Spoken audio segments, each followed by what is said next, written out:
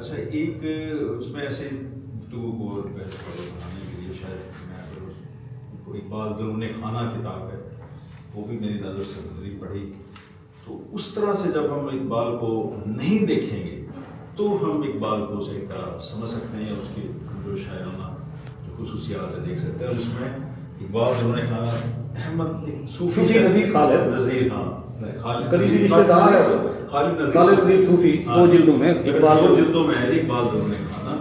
اس میں ایک واقعہ لکھا ہے کہ وہ کوئی بچہ بیمار تھا تو میاں بیوی گئے اور اس وہاں سے اقبال کی مزار سے مٹی لے کر چٹوائی، اس بچے کو ٹھیک ہو گیا. یہ اس پہ لکھا ہے. جی میں اس کے بعد پھر بند کر دیا کتاب آگے میں نہیں پڑھ پایا تھا، یہاں تک میں نے پڑھی تھی. تو حالانکہ 2 میں ہیں 2 جلدوں میں، لیکن میرے پاس جلد اول ہے، اس میں یہیں تک پہنچا. پھر میں نے چھوٹی چھوٹی 2 جلدیں میرے پاس دونوں ہیں. تو یہ میں نے یہاں تک دیکھا. تو جب ہم اس کو اس طرح سے نہیں دیکھیں گے نا تو پھر ہم اس کی جو شاعرانہ خصوصیات ہیں ان کا جائزہ لے سکتے ہیں. ابھی وہ بات کی تابش نے کہ وہ مستعار لی میں چیزیں، تو یہ میں نے بھرتری ہری کا بھی دیکھنے کی کوشش کی کہ وہ کون سا شعر تھا جس سے اقبال نے فائدہ اٹھایا.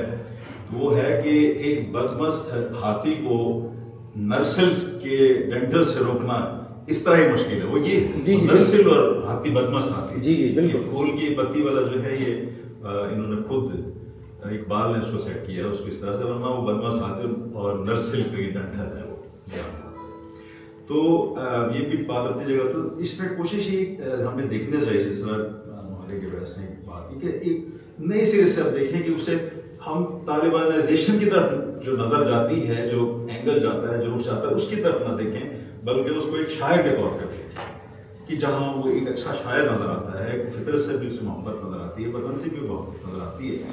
1924 میں اس کی شائع ہوئی ہے بانگے، اور اس کے اندر وطنیت یا اس کو 7 نظمیں شامل ہیں جو انہوں نے ظاہر کے پیکائی میں ہوش و حواس شامل کی. اس وقت عمر ان کی 47 سال کی تو انہوں نے شامل کی ہیں. تو اس کا مطلب یہ چیز بھی تھی ان کے اندر جو ہم صرف نظر کرتے ہیں کہ اقبال جو ہے وہ وطنیت کا قائل نہیں ہوتا.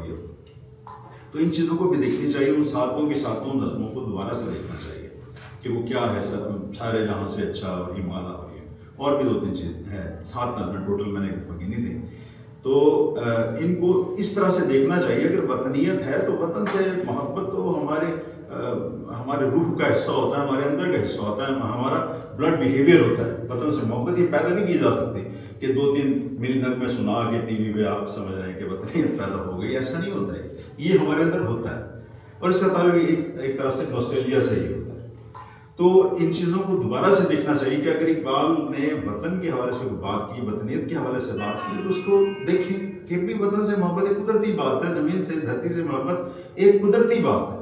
اور اگر اقبال نے اپنی شاعری میں اپنی نظموں میں اور 7 نظمیں واقعی لکھی ہیں تو ٹھیک ہے، اس کا ذکر ہونا چاہیے، دوبارہ سے اس کو لکھا جائے کہ اس نے وطن کے لیے بھی بات کی ہے. وہ صرف اور بات نہیں کر رہا، یا وہ جس طرح سینٹرل ایشیا ادھر ادھر ہی جا رہے ہیں، وہ وطن کی بات نہیں کر رہا ہے. تو اس طرح سے پھر کو دیکھنے کی ہمیں اب ضرورت ہے اور دیکھنا چاہیے تاکہ ہم اس کی بحیثیت شاعر جو اس کی خصوصیات ہیں، جو اس کی خصائص ہیں، شعری خصائص، ان کو ہم دیکھ سکیں، جان سکیں. جی عثمان جی جناب صدر،